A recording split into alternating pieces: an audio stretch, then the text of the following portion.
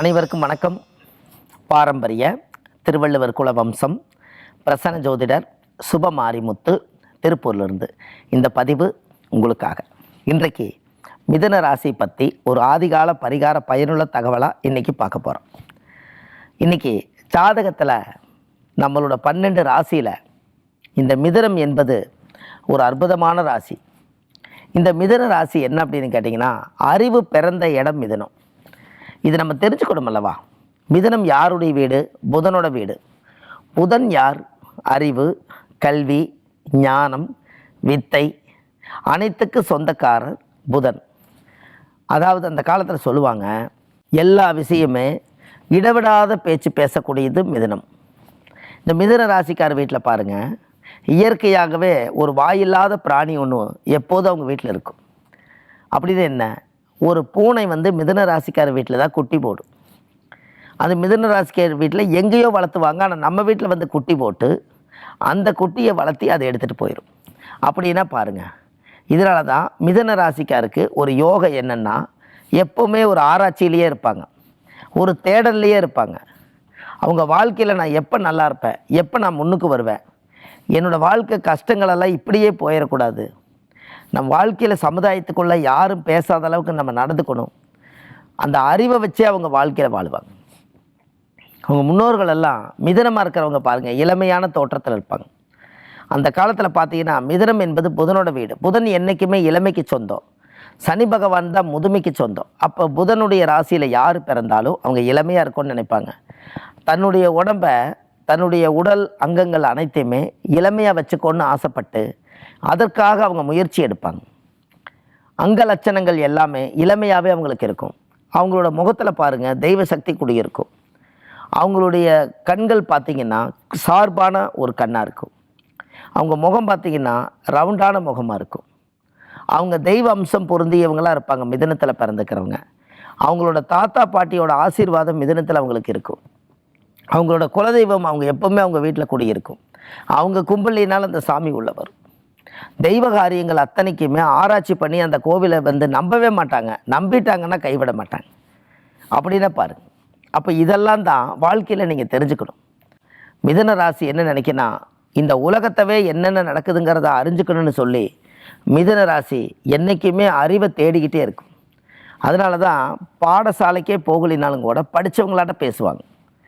அப்படின்னு என்ன, ஏன்னா அறிவு இயற்கையாகவே அவங்களுக்கு, அறிவு ப்ளஸ் அறிவு, இந்த அறிவு அவங்களுக்கு இயற்கையாகவே உருவாகும். அதனால தான் இன்றைக்கி வரைக்கும் அவங்க ஒரு நல்ல ஸ்ட்ராங்காக இருக்கிறதுக்கு காரணம். அப்போ நம்ம முன்னோர்கள் அந்த காலத்துல எல்லாம் அறிவாளியாக பிறந்து அந்த மிதுனத்தில் அவங்க அந்த யோகத்தை அடைஞ்சிருப்பாங்க. அதனால தான் அவங்க வாழ்க்கையில் அந்த மிதுன ராசியில் பிறந்துக்கிறவங்களுக்கு அந்த இயற்கையாகவே மகாவிஷ்ணு புதனுடைய அவதாரம் எடுத்தவங்க அவங்க. உங்களுக்கு பாருங்கள், மிதுனம் புதனுடைய வீடு. புதன் யாருன்னு கேட்டிங்கன்னா மகாவிஷ்ணு. இந்த மகாவிஷ்ணுடைய யோகம் என்ன அப்படின்னு கேட்டிங்கன்னா, இந்த உலகத்துக்கு நல்லது செய்யறதுக்காக பிறந்த ராசி தான் மிதுன ராசி. உங்கள் முன்னோர்கள் அந்த காலத்தில் ஏதாவது ஒரு பிரச்சனை உருவாக்கி வச்சுருப்பாங்க, அது இவங்க தான் சரி பண்ணுவாங்க. பூர்வீக சொத்தை உடைச்சி அவங்கவுங்களுக்கு சொத்து வர வேண்டியது எல்லாமே மிதுனம் தான் பண்ணும். ஏன்னா மிதுனம்னா காலி நிலம். இந்த நிலத்தை காப்பாற்றி யாராருக்கு என்னென்ன பங்கு போட்டு யாரு கொடுக்கணுமோ அதை எல்லாம் மிதுனம் தான் செய்யும். பாருங்கள், அந்த காலத்தில் மிதுனம் என்பது இரட்டைத்தன்மை. அது என்றைக்குமே இன்னொருத்தர் அவர் சொல்கிற அறிவையும் கேட்டுக்கோ, இவங்களோட அறிவோடு சொல்லுவாங்க. இதெல்லாம் கேட்குறக்கு ஒரு ஆச்சரியமாக இருக்குது பார்த்தீங்களா? மிதுனம் என்பது இரட்டைத்தன்மைனா இவங்க அறிவும் செயல்படும், பக்கத்தில் இருக்கிறவங்கள அறிவு வாங்கிக்குவாங்க. அவங்க மலாரும் சொல்லிக்க மாட்டாங்க, ஏன்னா அவங்க பேச விட்டுதான் இவங்க வேடிக்கை பார்ப்பாங்க. என்ன சொல்ல வர்றாங்க முதல்ல அதை உள் வாங்கிட்டு அப்புறம்தான் இவங்க பதில் கொடுப்பாங்க. இதெல்லாம் ஜோதிடத்துக்கு அப்பாற்பட்டது. அப்போ அவங்களோட முன்னோர்கள் வழியில் அவங்க பாரம்பரியமாக வாழ்ந்து அவங்களோட பூர்வ ஜென்மத்தினுடைய கர்மாவை தீக்கிறதுக்கு தான் இந்த உலகத்தில் அவங்க பிறப்பெடுத்தாங்க.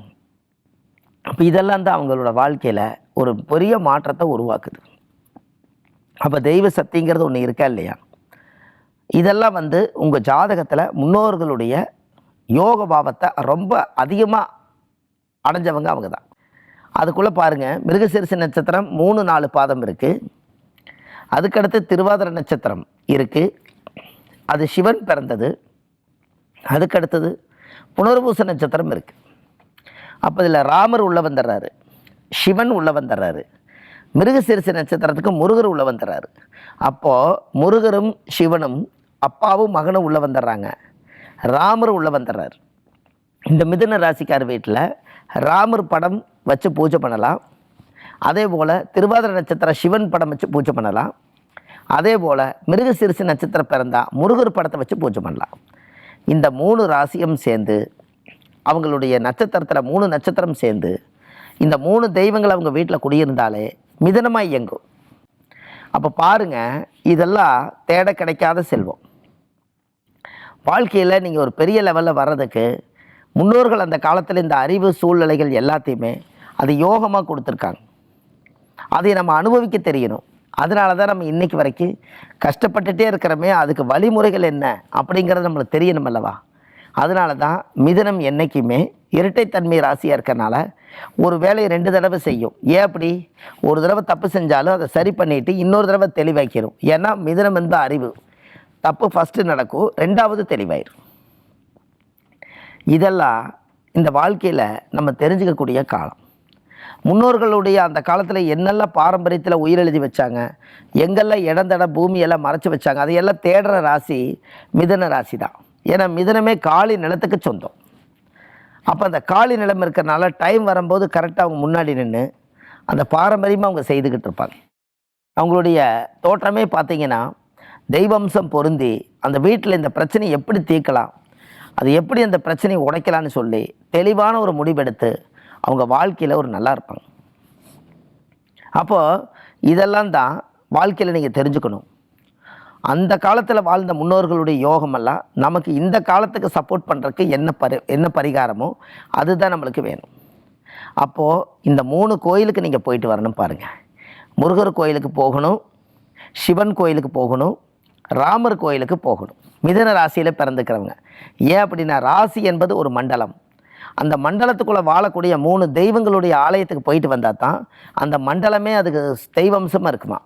அப்போ நீங்கள் கண்டிப்பாக அந்த கோயிலுக்கு நீங்கள் போயிட்டு வந்தால் உங்கள் வாழ்க்கை நல்லா தானே இருக்கும். நம்ம ஜாதகத்துக்கு அப்பாற்பட்டு பிறப்பு ராசி என்று பொருள். பிறப்பு ராசின்னு என்ன? நம்ம ஒரு ராசி வீட்டில் பிறந்துட்டோம், அந்த குணங்களில் தான் நம்ம வாழ்ந்துட்டுருப்போம். அதுக்கப்புறம் தான் நம்ம ஜாதகமே செயல்படுது. அப்போ நம்மளுடைய பிறந்த நட்சத்திரம்னு ஒன்று சொல்கிறோம். அந்த நட்சத்திரத்துக்கு வீடு கொடுத்தவர் அந்த மிதுனம். இதுதான் இந்த மிதுன ராசி.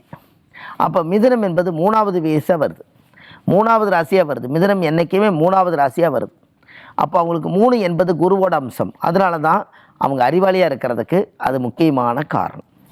இதெல்லாம் நீங்கள் தெரிஞ்சுக்கணுங்கிறது தான் வாழ்க்கையில் ஒரு பெரிய விஷயம். இந்த ஆலய வழிபாடுகளுக்கெல்லாம் போயிட்டு வாங்க, வாழ்க்கையில் நீங்கள் ரொம்ப நல்லா இருப்பீங்க. இந்த புத்தகம் ஆதிகால பரிகார புத்தகம் எழுதியிருக்கேன். அந்த புத்தகத்தில் பார்த்தீங்கன்னா 1736 பரிகாரம் கொண்ட பெரிய ஒரு A4 சைஸ் புத்தகம். இது வீட்டுக்கே டோர் டெலிவரி வருது. கீழே போயிட்டு இருக்கிற நம்பருக்கு கால் பண்ணிங்கன்னா உங்கள் வீட்டுக்கே நாளைக்கே வந்துடும். அதுபோல் இந்த ஜோதிடம் சென்னையில் நம்ம தெப்பக்குளம் வாசலில் வடபழனி முருகன் கோயில் பக்கத்திலே நம்ம ஜோதிட அலுவலகம் இருக்குது.